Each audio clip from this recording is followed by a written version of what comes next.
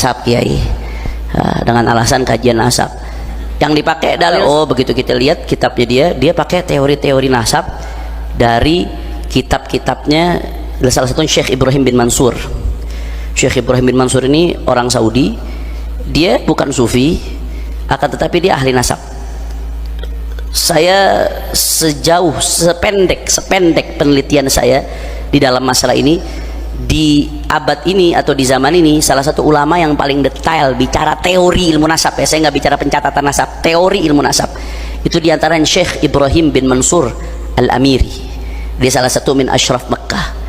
Banyak kitabnya luar biasa, diantaranya Muqaddimah fi ilmil ansab, Madkhal ila ilmil ansab, kemudian Al-Ifadah tentang syuhra wal istifadah, kemudian Usul wa Qawaid fi kashfi mudda'i syaraf wa muzawwirin nasab. Banyak, bagus karya beliau. Nah, teori-teorinya nih dikutip sama almarhum Ibnu Sarman. Tahu almarhum Ibnu Sarman? Nah, udah dah, nggak usah panjang lebar dah. Ini majelis mulia, saya nggak mau memperkeruh majelis mulia ini dengan penyebutan yang kurang-kurang enak, saudara. Teori-teorinya dikutip secara sepotong-sepotong untuk memperkuat tesisnya dia, tesis. Padahal bukan tesis, clipping, saudara. Comot sono, comot sini jadi satu, itu namanya clipping. Kalau tesis itu diuji secara akademik, metodologinya diuji, kritik sumber diuji, sumber-sumber itu tesis baru. Kalau itu bukan tesis, itu dusta. Kalau nyebut tesis itu bohong, lughatan wastilahan bohong. Secara bahasa, secara etimologi yang namanya tesis itu di KBBI bisa dilihat, itu berkaitan dengan pendidikan akademik. Secara istilah terminologi juga begitu. Nah, dia ngutip nih pendapat nih Ibrahim bin Mansur tentang teori-teori nasab. Dia pakai secara sepotong untuk nyerang nasab Ba'alawi, dijadikan dasar teorinya dia. Ternyata Ibrahim bin Mansurnya sendiri mengatakan Ba'alawi sahihun nasab, nggak ada keraguan sama sekali. Jadi kaidahnya dikutip, isbatnya dibuang. Akhirnya kemarin Gus Rumel Abbas datang nemuin Ibrahim bin Mansur masih hidup orangnya, mudah-mudahan Allah kasih panjang umur, sehat walafiat. Ditemuin, diwawancara, ini gimana Syekh? Ada orang batalin nasab Ba'alawi, pakai kitab antum, dipakai teorinya. Apa katanya? Orang yang ngebatalin nasab Ba'alawi dengan model cara seperti itu, karena nggak ada kitab abad keempat, nggak nyebutin, berarti nggak nyambung. Itu yang seperti itu pembatalan yang didasari karena kebodohan atas ilmu nasab, bahkan dikatakan jahil murakkab, bodoh kuadrat, saudara. Itu yang ngomong begitu ulama yang dikutip sama bin Sarman. Terus lu mau apa lagi? Jelas atau tidak? Saya ada yang menarik. Dulu alhamdulillah ulama kita ini bangga sama ulama-ulama Nusantara. Begitu banyak ulama-ulama Nusantara yang go internasional dengan kealimannya. Dulu ada Syekh Nawawi Al-Bantani, Sayyidul Ulama Al-Hijaz, pemimpin ulama Hijaz di zamannya. Ngakuin juga Ba'alawi di kitabnya yang namanya Syarajan. Habib itu Sayyid, Sayyid itu Habib, itu panggilan buat dzurriyyat Nabi. Itu kata Syekh Nawawi Al-Bantani. Karyanya luar biasa. Di bidang tafsir ada Murah Labid, di bidang fikih ada Kasyifatus Saja, Syarah Safinatun Najah, ada Nihayatuz Zain bi Syarhi Qurratil Ain, itu sepadan sama Fathul Mu'in. Di bidang apa? Wah, Syekh Nawawi Al-Bantani hadits wala haraj, luar biasa, kebanggaan ulama Nusantara. Alhamdulillah. Ada Syekh Yasin bin Isa Al-Fadani, musnidud dunia, ulama-ulama dunia yang datang ke Hijaz ngambil dari Syekh Yasin bin Isa Al-Fadani, kebanggaan Nusantara. Ada nama Syekh Mahfud At-Turmusi, pengarang Hasyiah Turmusi. Hasyiah Turmusi ini Hasyiah ala Minhajul Qawim, Syarah Muqaddimah Hadramiyah. Di antara kitab fikih bab ibadat yang paling besar yang saya lihat Hasyiah Turmusi, saudara. Ini bukan kitab fikih Muqarran ya, kalau Muqarran lain cerita, perbandingan mazhab. Ini enggak mazhab Syafi'i, cuma bahas bab ibadah doang, menghasiahkan Muqaddimah Hadramiyah sampai berjilid-jilid bab ibadahnya. Karangan karya ulama Nusantara, dahsyat atau tidak? Di Bogor kita punya Kiai Haji Abdullah bin Nuh, yang syair-syairnya diakui oleh Timur Tengah, mendunia ilmunya, saudara, diakui keulamaannya. Kita punya Kiai Haji Maimun Zubair yang karya-karyanya luar biasa, dihormati oleh dunia. Kiai Haji Maimun Zubair, kita bangga. Ulama-ulama Nusantara diakui keilmuannya, dan sampai saat ini masih banyak ulama Nusantara yang diakui keilmuannya di dunia. Di Bogor sekarang ada Kiai Haji Asep Abdul Qadir Jilani, itu kitab-kitab beliau di sini di MS. Jadi kepala kitab-kitab beliau dicetaknya di Qatar, dijualinnya di Mesir, bahkan di Tarim itu hasyiah beliau Ghayatul Usul. Beberapa masyayikh ngajar Ghayatul Usul pakai kitab beliau. Ngajar mantek beliau punya hasyiah Natijatul Muhtam ala Idhahul Mubham. Beberapa masyayikh ngajar mantek pakai hasyiah beliau. Luar biasa, kebanggaan, bangga atau tidak? Tahu-tahu ada satu muncul terkenal juga, go internasional juga, cuman go internasional dengan kebahlulannya. Lah ini bukan saya yang ngomong, internasional dengan kebahlulannya, kebodohan. Ini omongan ulama. Ini gara-gara ini muncul nih pembatalan nasab Balawi yang nabrak pendapatnya para ulama, nabrak ulama dari dulu, nanti akan saya jelaskan habis ini. Itu sampai memancing komentar ulama internasional. Wah, komentar ulama internasional nggak main-main, langsung bahasanya bodoh. Ada profesor doktor dari Malaysia, Al-Mahdali bangsanya, Profesor Aqil Al-Mahdali, profesor doktor, orang alim, sepuh, nulis tentang masalah ini. Kata dia, apa ini orang yang ngebatalan nasab Balawi? Kata dia, ini Al-Mahdali, bukan Balawi beliau, Al-Mahdali. Kata dia, orang yang ngebatalan nasab Balawi di Indonesia yang rame-rame ada yudha fi shaffil majanin, kata dia, mestinya ditaruh di barisannya orang-orang gendeng, orang edar. Go internasional nggak? Wah, hebat, go internasional. Satu lagi kemarin, Mufti Mesir, Grand Mufti Mesir, Syekh Ali Jum'ah, Grand Mufti Mesir kemarin rame. Ada orang Indonesia nanya, mungkin karena di Indonesia lagi ribut di medsos. Sebenarnya ributnya di medsos, di dunia nyata sih alhamdulillah, betul atau tidak? Di medsos aja ributnya. Ada yang nanya ke Grand Mufti Mesir, Syekh, ma ra'yukum fi nasabi Balawi, bagaimana menurut antum tentang nasabnya Balawi? Apa kata Syekh Ali Jum'ah? Kata beliau nih, Grand Mufti Mesir mengatakan, nasab Balawi tsabitun indana bil ijma', menurut kami nasabnya sah secara ijma', kata Grand Mufti Mesir deh. Malah hati syakik fi abul tarikh, kata dia, sepanjang sejarah nggak ada satupun yang meragukan, kata Grand Mufti Mesir. Terus terakhir Grand Mufti Mesir mengatakan, ini pendapat seperti ini yang membatalkan, hadza hamalahus sukhuf, pembatalan yang didasari karena sukhuf. Sukhuf apa? Dha'ful aql, kelemahan dalam otak berpikir. Artinya apa tuh? Bodoh. Berarti go internasional nggak? Go internasional, bukan ilmunya, kebodohannya, saudara. Saya anak parantos ngartos. Saya nggak fitnah, saya bicara berdasarkan data. Terakhir kemarin ini nih, ahli pakar teori nasab dari Mekah yang kitabnya sering dikutip oleh Imad sendiri, ya kesebut juga orangnya akhirnya, sering dikutip oleh dia. Ngomong apa? Ini pendapat begini mabniun, ini pendapat didasari karena jahal murakkab, karena bodoh kuadrat. Bodoh tuh ada dua, ada jahal basit, ada jahal murakkab. Kalau jahal basit sekedar nggak tahu aja, udah selesai, tapi nggak so tahu. Tapi nama jahal murakkab ini bodoh kuadrat, bodoh dan nggak sadar dirinya nggak ngerti. Udah nggak tahu, so tahu lagi, saudara. Go internasional nggak? Tapi go internasional apanya?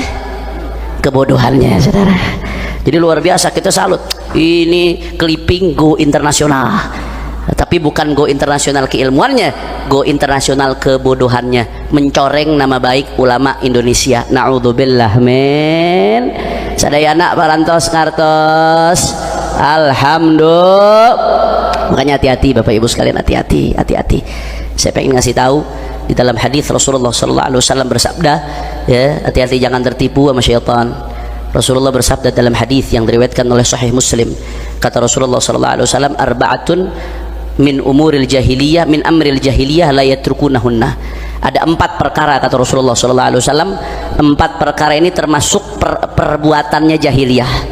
4 perkara termasuk perbuatan jahiliyah. Apa 4 perkara tersebut? Ya, 2 diantaranya yang saya pengen bahas. Yang pertama, al-fakhru fil ahsab, termasuk perbuatan jahiliyah membangga-banggakan nasab.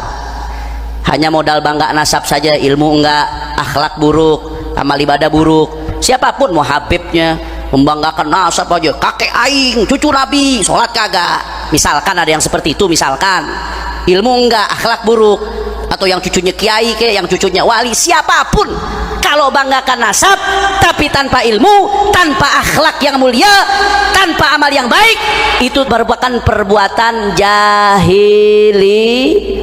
Jelas atau tidak? Faham? Sepakat? Itu nggak bisa, saudara. Saya selalu sampaikan di mana-mana.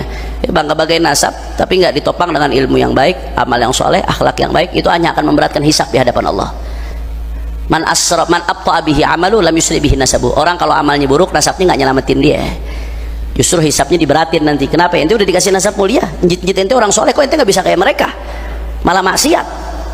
Jangan-jangan engkau yang busuk di antara mata rantai yang mulia ini. Hati-hati, keturunan-keturunan orang mulia, hati-hati.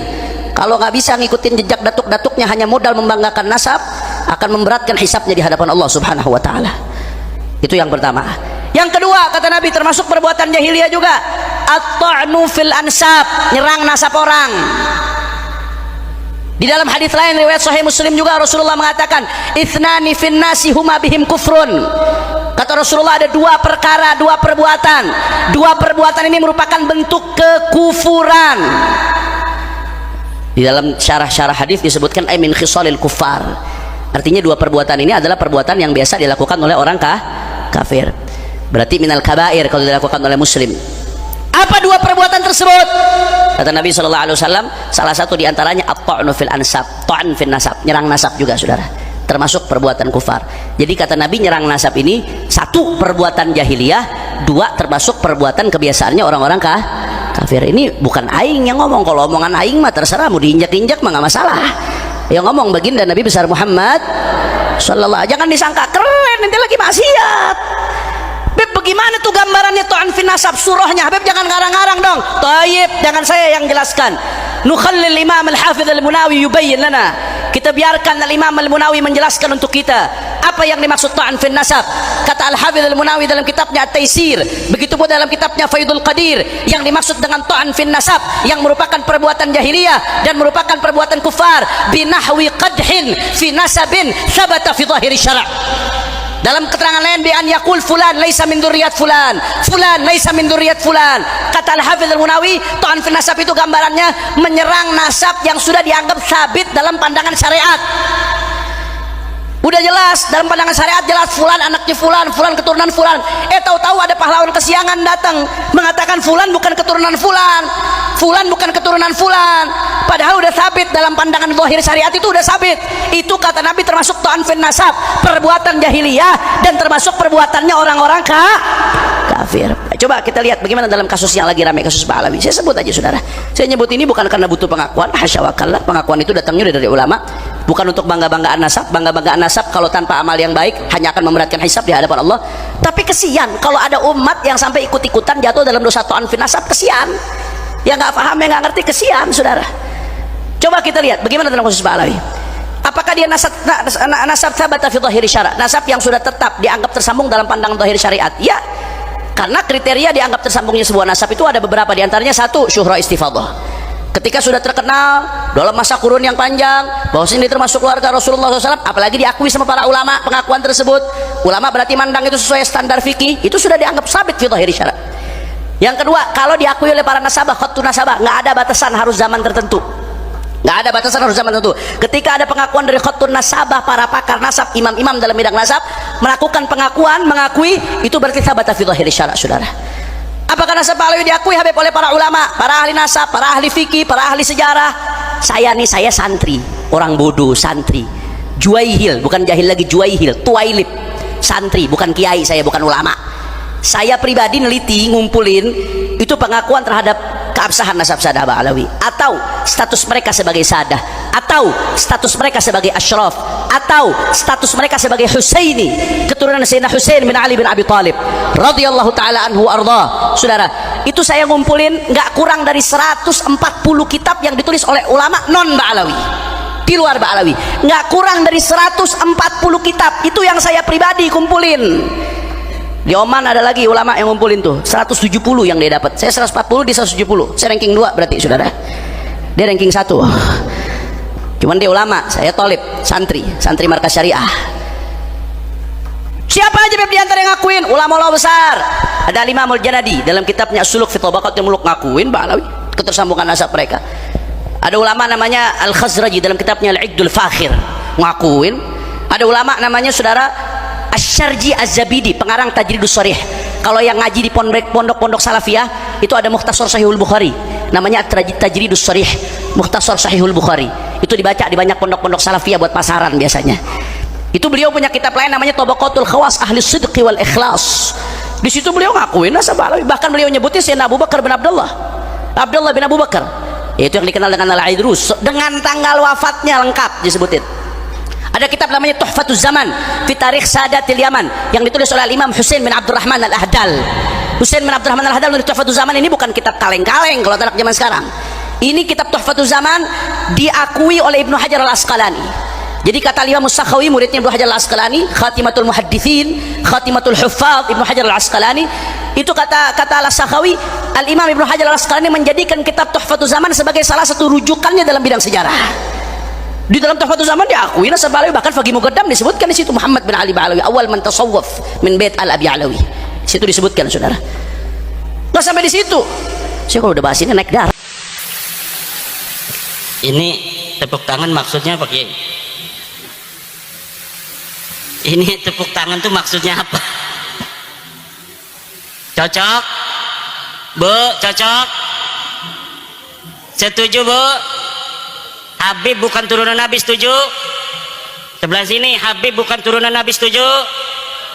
Yang keras. Saksikan. Udah 2 kali menyaksikan, orang Purbalingga sudah bersaksi. Sekarang merembet ke Banjarnegara. Ashadu anna Ba'lawi laisu min durriyatin Nabi sallallahu alaihi wasallam. Ayo bareng-bareng. Ashadu anna Ba'lawi laisu min durriyati Rasulillahi sallallahu alaihi wa alihi wasallam. Aku bersaksi bahwa sesungguhnya Ba'lawi, Habib bukan keturunan baginda Nabi Muhammad sallallahu alaihi wasallam. Dan ini bisa dipertanggungjawabkan secara ilmiah, zahiran wa batinan, dunia wa ukhra, di dunia dan di akhirat. Kenapa? Karena ini berbasis metodologis, epistemologis yang jelas. Dari kitab nasab yang sudah ditulis para kiai, para ulama masa lalu. Dari mulai abad ketiga Hijriah sudah ada kitab nasab. Abad keempat Hijriah sudah ada kitab nasab. Keturunan Nabi semuanya itu dicatat, Bu. Rapi pencatatannya dari masa lalu. Tetapi tidak ada yang mengkonfirmasi leluhur Ba'lawi para Habib ini yang ada di abad keempat Hijriah yang namanya Ubaidillah. Tidak ada satupun ahli nasab yang kitabnya sekarang bisa kita baca itu di internet, karena zaman ini zaman kita bisa mengakses semua kitab-kitab masa lalu. Tidak ada satupun kitab nasab yang mencatat Ubaidillah leluhur Habib-Habib ini sebagai keturunan baginda Nabi besar Muhammad sallallahu alaihi wasallam. Kapan munculnya mereka ngaku jadi turunan Nabi? Padahal leluhurnya katanya lahir di abad keempat Hijriah. Mereka ngakunya baru tahun 895 Hijriah. 550 tahun setelah keberadaan orang yang diaku. Yang setelah kita lihat kitab-kitab sebelum abad 9 ini tidak ada yang mencatat mereka sebagai keturunan Nabi. Kalau kitab setelah mereka mengaku dikarang oleh mereka. Mereka mengarang kitab Al-Burqatul Musiqah tahun 895 mencatat kami turunan Nabi. Ada kitabnya sampai sekarang bisa kita baca. Nanti di abad 10 ada lagi kitab yang mereka karang, namanya kitab Tut Talib. Mereka mencatat kami turunan Nabi, ada kitabnya. Abad ke-9 Hijriah ada, 10 Hijriah ada, 11 Hijriah ada dicatat. 12 Hijriah ada, 13 Hijriah ada, 14 Hijriah juga ada, sampai sekarang ada. Mereka dicatat turunan Nabi. Tapi mulai dari abad mereka mengaku, sebelumnya tidak sama sekali dicatat mereka sebagai keturunan Nabi. Leluhur mereka yang katanya wali, faqih, muqaddam, sahib, mirbat, semuanya tidak terkonfirmasi sebagai keturunan Nabi. Bahkan menurut sejarah, kitab-kitab sejarah yang dapat kita baca di Yaman, tidak ada di Yaman orang yang bernama faqih muqaddam. Tidak ada di Yaman orang yang bernama Muhammad Sahib Mirbat. Tidak ada orang yang bernama Ubaid. Lalu mereka mencatat nama-nama itu berdasarkan apa? Berdasarkan menurut seorang peneliti dari Barat yang bernama Alexander Knies, berdasarkan historical imajinatif, yaitu sejarah imajiner yang ditulis berdasarkan khayalan semata. Allahu Akbar. Kenapa sekarang saya menggunakan salah satu pendapat dari orang Barat? Karena pendukung mereka namanya Rumel Abbas sekarang menggunakan orang Barat, menggunakan kiai dari Mesir. Saya bantah, Syekh Ali Jum'ah tidak bisa jawab, itu orang Mesir. Orang Iran namanya Mahdi Rojai bikin video bahwa dia mendukung Ba'lawi sebagai cucu Nabi. Saya bantah, tidak berani jawab, tidak berani diskusi dari Iran. Ulama Iran tidak berani melawan ulama dari Jawa, Indonesia. Ulama Mesir tidak berani melawan ulama Jawa, Indonesia. ulama Yaman tidak berani melawan orang Jawa Indonesia. Siapa di dunia ini yang mau bela Balawi, silahkan daftarkan diri untuk melawan ulama dari Indonesia, putra Nusantara asli. Gak bakal ada yang berani. Kenapa tidak ada yang berani? Gak ada dalilnya. Kenapa tidak ada dalilnya? Ya memang palsu. Kenapa palsu? Ya memang bukan turunan Nabi Muhammad. Kalau bukan turunan Nabi Muhammad, turunan Nabi siapa? Nabi Adam. Sama saya, sama kiai, sama polisi, turunan Nabi Adam semua. Ya udah, kita udah, kata saya, kita bukan benci ente, Bib. Bukan benci, cuma ente salah. Ente bukan turunan Nabi, jangan ngaku-ngaku turunan Nabi lagi. Ayo kita, nggak apa-apa kamu bukan orang sini, haplogrupnya beda dengan kita juga. Kita anggap saudara di Indonesia. Tapi jangan bodohin anak-anak Nusantara, jangan ngaku-ngaku cucu Nabi, minta-minta duit, keliling-keliling dawir. Jangan minta-minta duit sama pengusaha untuk membangun sesuatu, membangun pondok dan lain sebagainya, padahal buat beli mobil. Udah sadar bahwa ente bukan cucu Nabi, nggak ada dalam kitab nasab, nggak ada di dalam kitab sejarah. Tes DNA-nya orang Kaukasus, haplogrupnya G. Haplogrup G itu orang Kaukasus, sekarang yang banyak itu di daerah Turki, orang India di daerah Pakistan yang berbatasan dengan Afghanistan, suku Kalas. Ini Ba'lawi ini miripnya dengan orang suku Kalas di India, daratan India.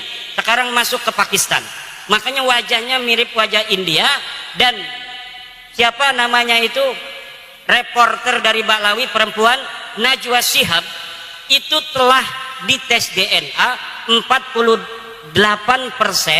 DNA-nya orang India. DNA-nya Najwa Shihab itu silakan lihat di Google, 48% orang India. Saya cari orang India yang garis lakinya itu haplogrup G, itu suku apa? Suku Kalas yang ada di India dan suku Paswan yang ada di India. Mereka mempunyai keunikan tersendiri. Jadi haplogrup G ini punya satu keunikan. Dulu ketika mereka masuk agama Yahudi di abad 10 Masehi, mereka mengaku keturunan Nabi Ishak yang ke-13. Ketika mereka ada di India, di Kalas, di dataran Pakistan sekarang, mereka mengaku keturunan Alexander Agung. Ketika ada di India beragama Hindu, mereka di suku Paswan mengaku sebagai keturunan daripada Dursusana. Ketika di Islam di Indonesia dan di Yaman, mereka mengaku sebagai keturunan baginda Nabi besar Muhammad sallallahu alaihi wasallam. Kayaknya haplogrup G ini kalau dia agama Kristen ngaku sebagai anaknya Yesus Kristus. Untung Nabi Isa nggak punya istri, nggak punya anak. Kalau Nabi Isa itu diriwayatkan punya anak, mereka banyak yang akan masuk Kristen mengaku sebagai keturunan Yesus Kristus. Sayangnya Yesus nggak punya anak. Di Indonesia mereka nyangkol-nyangkol juga kepada pahlawan-pahlawan Indonesia. Ada yang mengaku keturunan Hamengkubuwono, ada yang mengaku sebagai keturunan Sunan Giri. Jalur lakinya kami dari Balawi, jalur perempuannya dari Sunan Gunung Jati. Ada yang ngaku ke Banten. Kebetulan saya ini salah satu nasabah di Banten sejak 2012. Jadi sudah agak hafal seluruh keturunan-keturunan Sultan Banten dan di mana adanya komunitas keturunan Sultan Banten. Ada seorang Balawi ngaku keturunan Sultan Banten dari ibunya katanya. Dari siapa? Dari Pangeran Mesir bin Sultan Ageng Tirtayasa. Saya langsung hubungi keturunan Sultan Mesir yang ada di Pontang, dekat dengan Kresek, masuk Kabupaten Serang. Betul nggak ada susunan nasab seperti ini yang dari keluarga Pangeran Mesir? Ini bohong Kiai, ini palsu. Mereka mengaku keturunan Jogja dari Hamengkubuwono II. Saya teliti, saya konfirmasi kepada peneliti nasab di Jogja, palsu. Ngaku Sunan Giri, palsu. Ngaku apa saja, ngaku kiai, Ngaku ulama, masa ulama nggak suruh baca kitab dari kiri ke kanan? Selama ini yang dibicarakan berarti bukan berdasarkan ilmu, berdasarkan hafalan anak-anak mau tampil pidato itu. Mau tampil pidato dia hafalin gitu, tapi ndak mondok, sehingga dia nggak paham.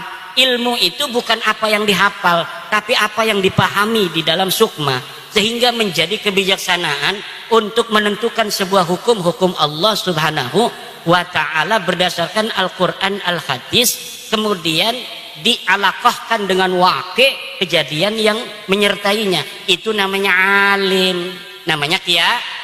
Itu kiai kita itu kenapa kiai kita itu pada tawadhu?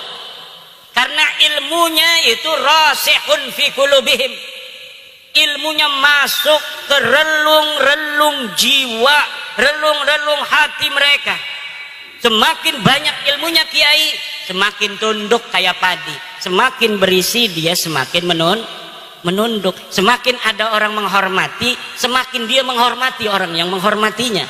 Ini akhlak bangsa kita, bangsa Nusantara. Tapi mereka kalau dihormati ngelunjak. Semakin dihormati, semakin yang menghormatinya dimanfaatin, duitnya diroyot, apa tuh istilahnya, diporotin. Kalau ada mukibin kaya, udah habis itu. Punya mobil Alphard diminta, kalau enggak kualat ente.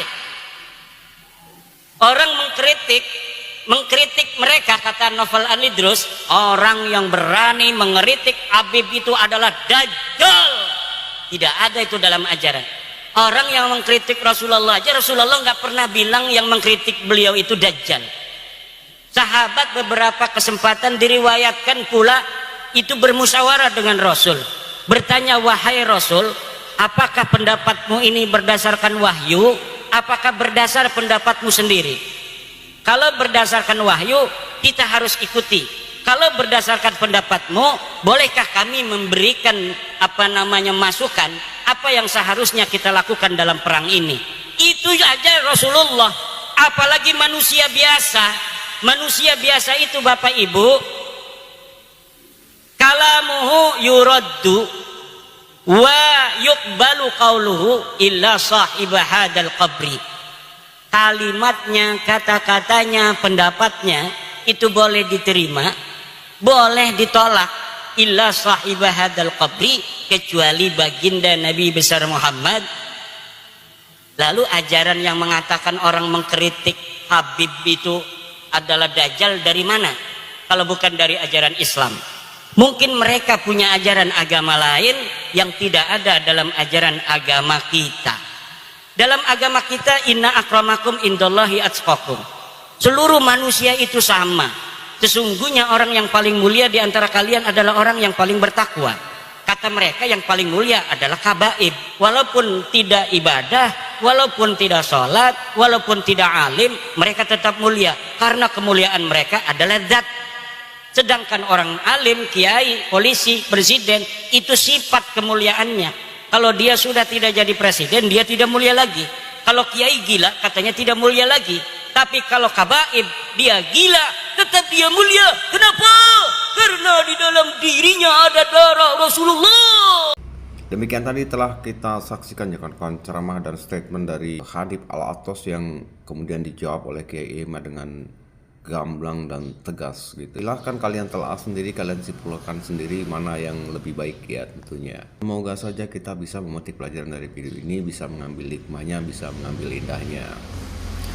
Bagaimana menurut Anda? Silahkan berikan komentar Anda di kolom komentar. Terima kasih sudah menonton, sehat selalu, sukses selalu. Assalamualaikum warahmatullahi wabarakatuh.